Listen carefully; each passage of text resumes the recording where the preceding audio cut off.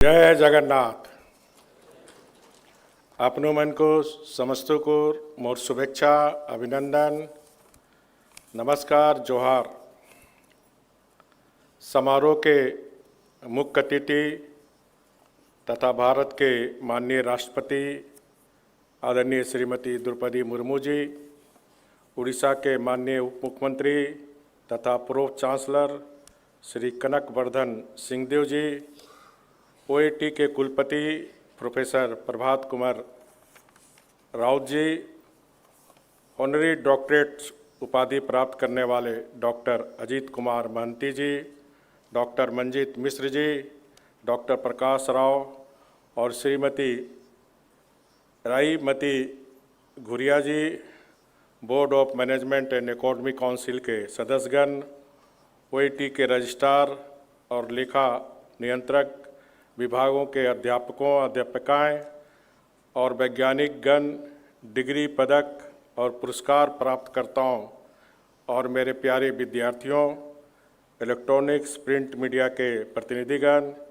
देवियों और सज्जनों, उड़ीसा कृषि एवं प्रौद्योगिकी विश्वविद्यालय जो भारत के दूसरे पुराने कृषि विश्वविद्यालय है, इसके 40वां दीक्षांत समारोह में योगदान देकर काफ़ी प्रसन्नता का अनुभव कर रहा हूँ।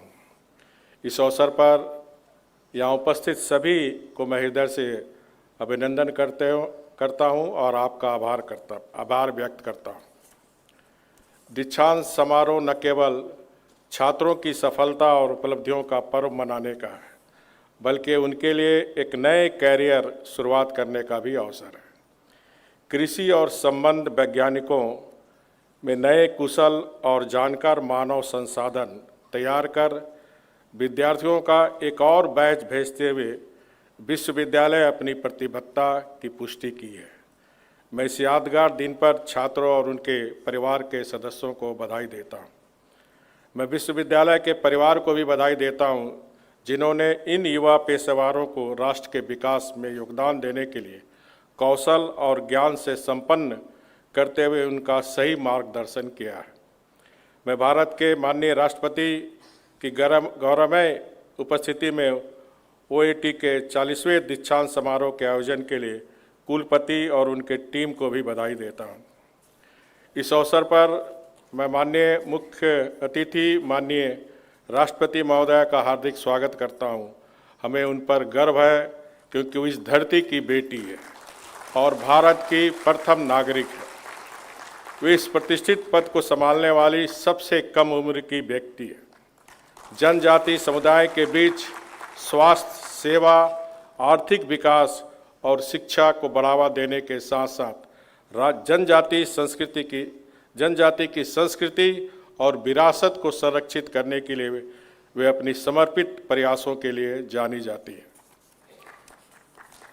विश्वविद्यालय अपनी महान परंपरा को जारी रखते हुए डॉक्टर अजीत कुमार महंती, डॉक्टर मंजीत मिश्र, डॉक्टर प्रकाश राव और श्रीमती राईमती गिरुआ को कृषि और विज्ञान की उन्नति में राष्ट्रीय और वैश्विक स्तर पर उत्कृष्ट उपलब्धि के लिए आज डॉक्टरेट की उपाधि से सम्मानित किया गया है। मैं उन सभी गणमान्य व्यक्ति को हृदय से बधाई देता हूँ। मैं छात्र छात्राओं से आग्रह करता हूँ कि वे इन हस्तियों की उपलब्धि और ईमानदारी का अनुकरण करें और विज्ञान के क्षेत्र में योगदान देते हुए उल्लेखनीय सफलता प्राप्त करें। मैं आज विभिन्न विषयों में डिग्री प्राप्त करने वाले सभी को बधाई देता हूं, जिन्होंने प्रमाण पत्र, पदक और पुरस्कार प्राप्त किए हैं। अत्याधुनिक विज्ञान में पेशेवर मानव संसाधन बनाने के लिए विश्वविद्यालय का दृष्टिकोण वास्तव में सराहनीय है। मुझे विश्वास है कि सभी उत्तीर्ण छात्र अपने ज्ञान और कौशल का सही उपयोग करके राष्ट्र के विकास करेंगे। इस अवसर पर विश्वविद्यालय के अध्यापकों और कर्मचारियों को भी मैं बधाई देता हूँ। मेरा मानना है कृषि हमारे देश की आत्मा है। खेती हमारी संस्कृति और परंपरा का आधार है। हमारे त्यौहार, रीति रिवाज, हमारे खान पान, पूजा पद्धति कहीं से न कहीं खेती से जुड़े हुए हैं। हमारी अर्थव्यवस्था का ठोस आधार भी खेती है। उड़ीसा की अर्थव्यवस्था का भी मुख्य आधार खेती है। उड़ीसा में कृषि मुख्यतः वर्षा पर निर्भर है। राज्य के लगभग 93% किसान छोटे और नाम मात्र वर्ग में आते हैं, जिनके पास विक्षिप्त होकर जमीन रही है। तकनीक का सीमित पहुंच है और कम निवेश क्षमता है।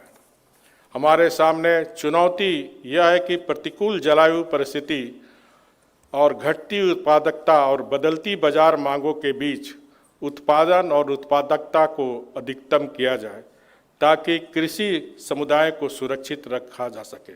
इससे टिकाऊ कृषि उत्पादन रणनीतियों को अपनाकर हासिल किया जा सकता है।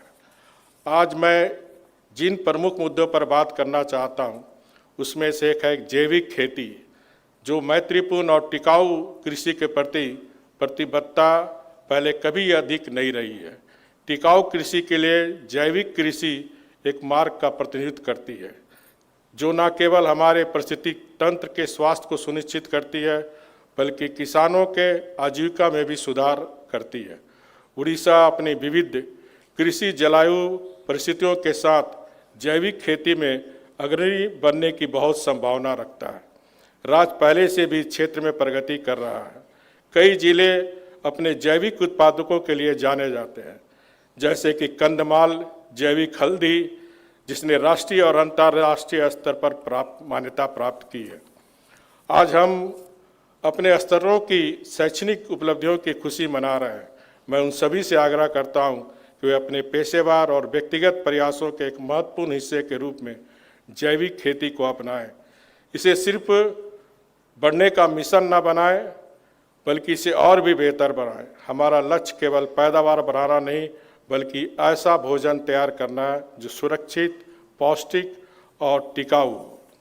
मेरी इच्छा है कि कृषि विश्वविद्यालय होने के नाते OIT एक ऐसी व्यवस्था पर विचार करे जिससे कृषि क्षेत्र के समक्ष उपस्थित समस्याओं को लेकर किसानों से निरंतर जीवंत संपर्क बना रहे। विश्वविद्यालय में होने वाले कृषि संबंधित शोध कार्यों में भी किसानों की समस्या पर विचार होना चाहिए और उसके निष्कर्षों की जानकारी नियमित रूप से किसानों तक पहुंचनी चाहिए, क्योंकि विश्वविद्यालय कृषि क्षेत्र के मार्गदर्शक हैं। मुझे जानकर खुशी हो रही है कि OIT ने NIRF रैंकिंग 2024 में देश के कृषि विश्वविद्यालयों में 15वां स्थान प्राप्त किया है। विश्वविद्यालय ने आज तक राज्य की विभिन्न कृषि परिस्थितिक स्थितियों के लिए उपयुक्त फसलों की 194 उच्च उपज देने वाली किस्में जारी की है। साथ ही OIT ने चारा फसल फिलोस्पेरा की प्रथम किस्त जारी की है और हमें भारत के माननीय प्रधानमंत्री आदरणीय मोदी जी ने कृषक समुदाय की भलाई के लिए तैयार की गई 108 अन्य फसलों के किस्मों के साथ समर्पित किए थे। मैं कामना करता हूं कि आने वाले वर्ष में OIT नई ऊंचाई को छुए, उड़ीसा को एक टिकाऊ, समावेशी और विकसित राज्य बनाने के लिए कृषि क्षेत्र में हम काम जारी रखें, ताकि हम 2036 तक विकसित राज्य की श्रेणी में आए। वंदे उत्कल जननी। जय हिंद।